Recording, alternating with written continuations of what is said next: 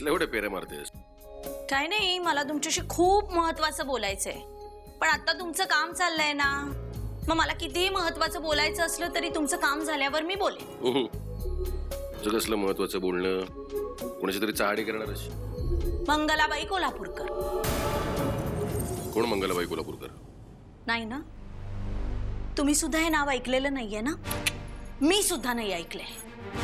पण अहो, हे नाव मी नानांच्या तोंडून ऐकलं आणि ऐकतच राहिले.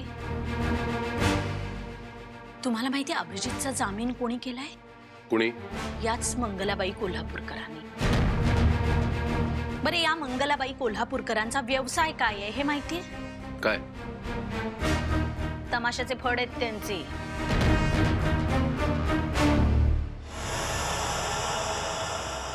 आणि ही अशी बाई अभिजितला जामीन म्हणून राहते. आणि नाना चक्क कानावरती हात ठेवतात की ही बाई कोण आहे, काय हिचा आपला संबंध, मला काही माहितच नाही. हे सगळं पटतंय तुम्हाला? म्हणजे तुला काय म्हणायचं? नानाचं आणि त्या मंगलाबाईचं? हा, नाही नाही, छे, असं कसं म्हणेन मी?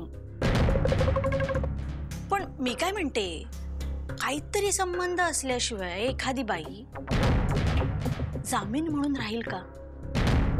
आणि तोही 2 लाख रुपयाचा. आपण आता ही ओळख शोधून काढायला हवी. ही बाई कोण, कुठली? नाना तुमच्याशी नेहमी खरं बोलतात असं तुम्ही म्हणता ना. जरा विचारा ना नानांना, ही बाई कोण आहे? कदाचित कावेरी बहिणींसमोर खरं बोलणार नाहीत ते,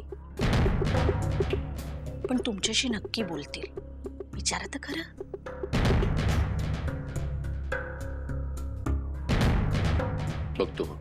बघतो नाहीये, पहिला आधी हे काम करा. शेवटी आपल्या भविष्याचा प्रश्न आहे. उगाच काहीतरी बोलू नकोस. कोण, कुठली मंगलाबाई, तिचा आणि आपल्या भविष्याचा काय संबंध? हेच आज घोळ आहे तुमचा. तुम्हाला ना कसली दूरदृष्टीच नाही, म्हणून असे मागे राहिलात तुम्ही. म्हणजे मला काय म्हणायचंय की आपली गावाला एवढी जमीन आहे, उद्या वाटणी करायची वेळ आली आणि या मंगलाबाईने आपला संबंध दाखवत जर वाटा मागितला तर काय करणार आहात तुम्ही? बघा, विचार करण्यासारखी गोष्ट आहे.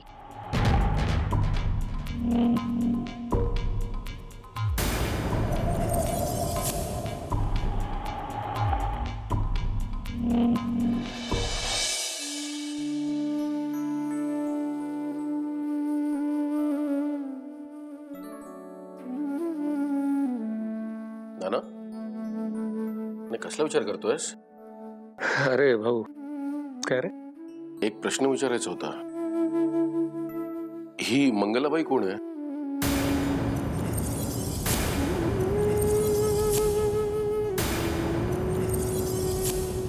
नाही म्हणजे तिने आपल्या अभिला जामीन दिला, तो घरी परत आला, सगळं ठीक आहे, पण ही बाई आहे कोण? अरे, तिचा तमाशाचा फड आहे, ट्रान्सपोर्टचा बिझनेस आहे. काय सांगतोस काय? हो, म्हणजे ओळख ना पाळख. तिने अभिला जामीन का दिला म्हणजे काय कळत नाही. तिला मी विचारलं पण ती सांगायला तयार नाही. आश्चर्य आहे. आश्चर्य मलाही वाटतं रे, पण जाऊ दे, देव पाठीशी आहे ना, बस.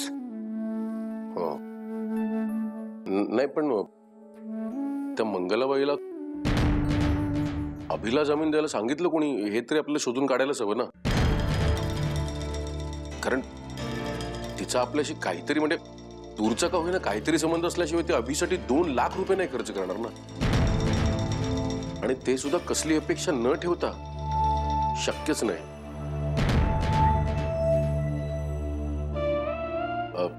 नाना, तुझं आपल्या गावच्या जमिनीकडे लक्ष आहे ना? हो हो, का नाही म्हणजे हे अचानक जमिनीचं तुझ्या डोक्यातून काय, कसं काय? नाही रे, काय आहे, आपली जमीन सध्या गोपाळक असतो ना, आणि उत्पन्न सुद्धा तोच ठेवतो. उद्या आपली जमीन विकायची झाली तर त्याचे 3 वाटे करावे लागतील, म्हणजे तुझा, माझा आणि गोपाळचा. तर ही मंगलाबाई कोण कुठली काय माहिती. आता उद्या दूरचं नातं सांगत ती आपल्या जमिनीत हिस्सा मागायला आली तर मग. भाऊ, अरे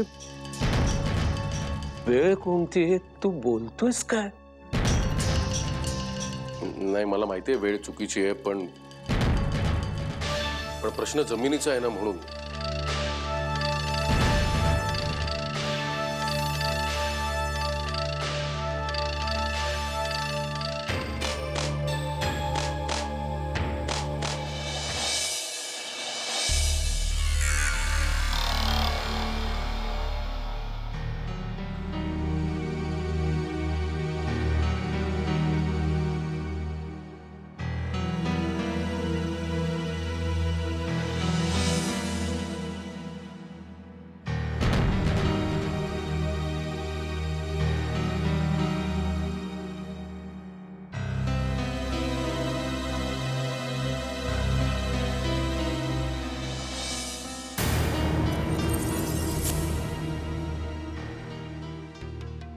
अभि काय चालवलंस हे?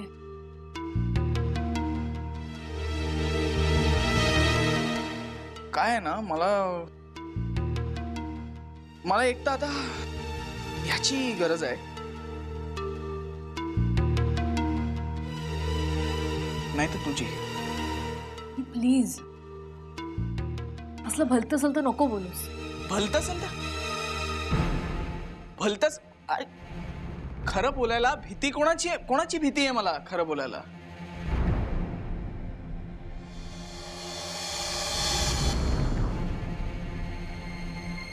माझी बायको रेणू, तिने आरोप केला माझ्यावर.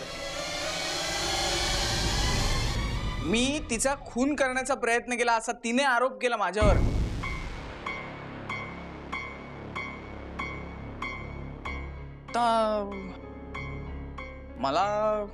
मला पण काहीतरी करायला हवं. मला आधी हे पिणं थांबव.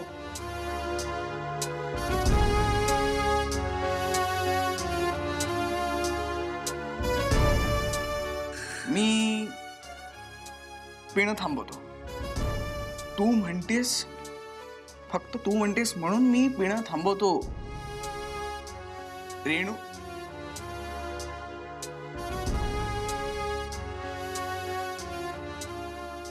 काय करतोयस?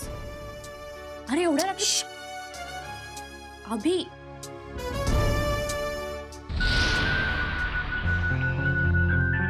अभिचा फोन.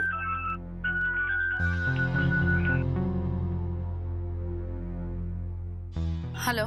मी म्हणे तुझा खून करण्याचा प्रयत्न केला.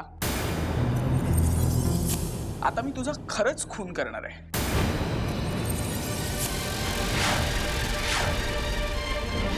तुला संपूनच आता जेलमध्ये जाणार रेणू. I'll kill you.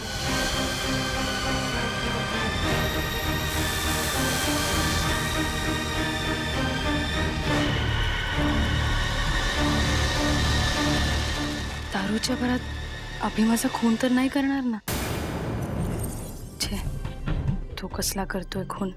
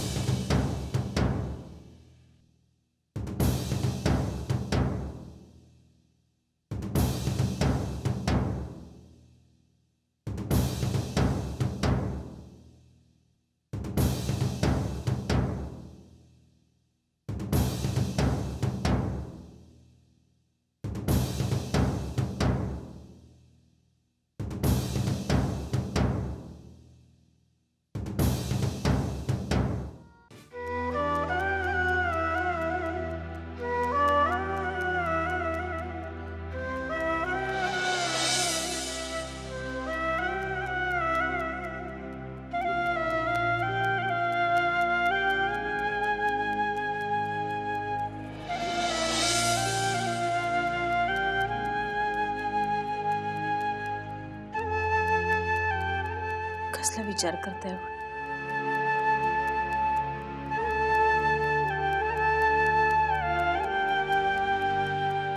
आता अभि आलाय ना परत घर.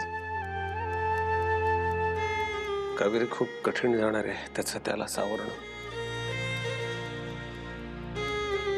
एक साधा सरळ मार्गी डॉक्टर, त्याच्यावर त्याचीच बायको तिचा खून करण्याचा प्रयत्न केला म्हणून आरोप करते.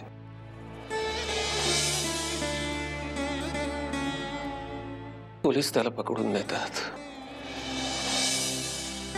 जामिनासाठी आपल्याला खूप झगडावं लागतं.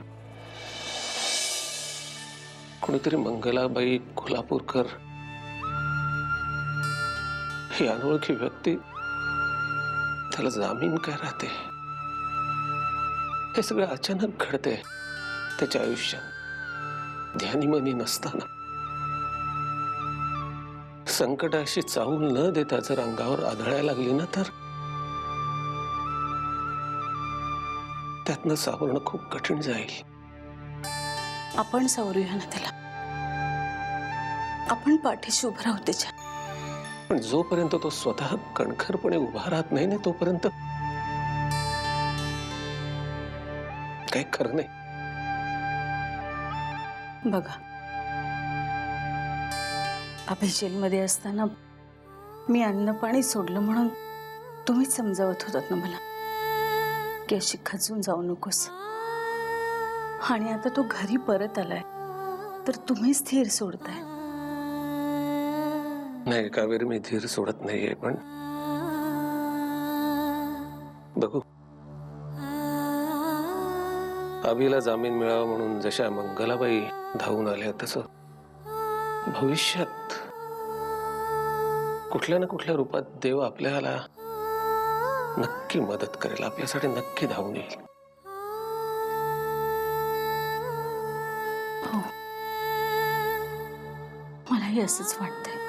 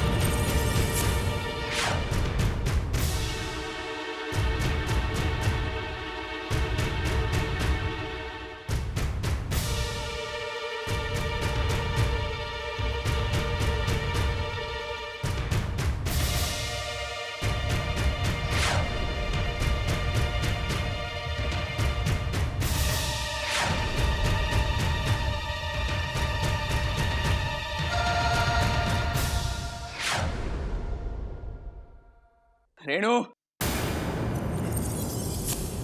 उठ. अभि, तू इथे? मम्मा!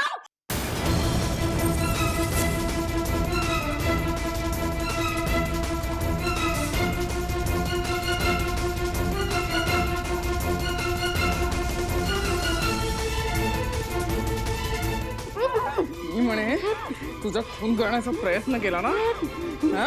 आज मी तुला दाखवतो खून काय असतो ते. हा? काय ना, मी जे बोलतो ना ते करून पण दाखवतो.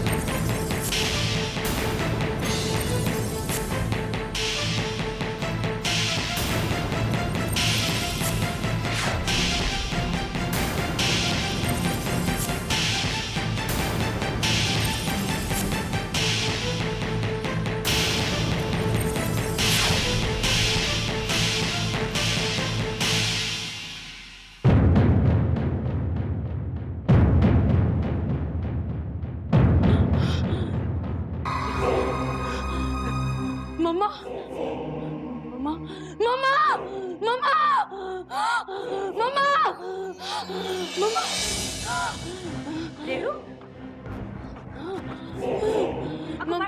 काय झालं तू का पिचळलीस? मम्मा मम्मा अभि मम्मा अभि अभिने मला चाकूने मारलं मला मला मारलं अभि रेणू भानावर ये तुला काही झालेलं नाही तुला स्वप्न पडलं होतं.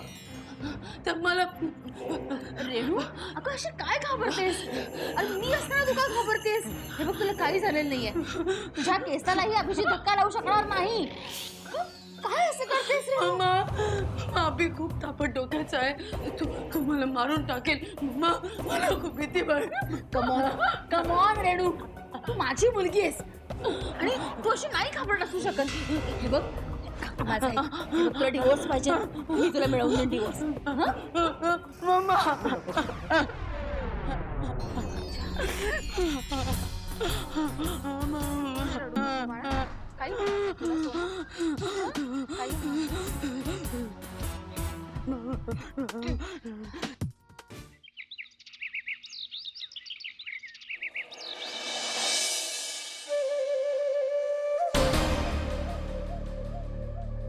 रेणू हा अगं कालच्या स्वप्नातून अजून तू बाहेर आली नाहीयेस. हे बघ बाळा माणसाच्या हाती शस्त्र असलं तरी ते चालवायला धाडस लागतं आणि अभिजित सारख्या कमकुवत मनाचा माणूस हे धाडस नाही करू शकत.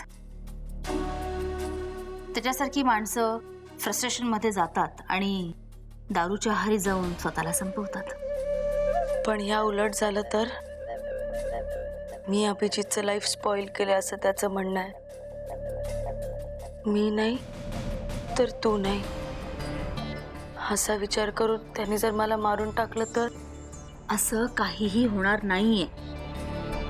असं काही होण्याआधीच मी अभिजितला संपवेन.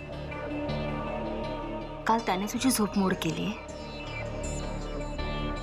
आता मी त्याला झोपू देणार नाहीये. मम्मा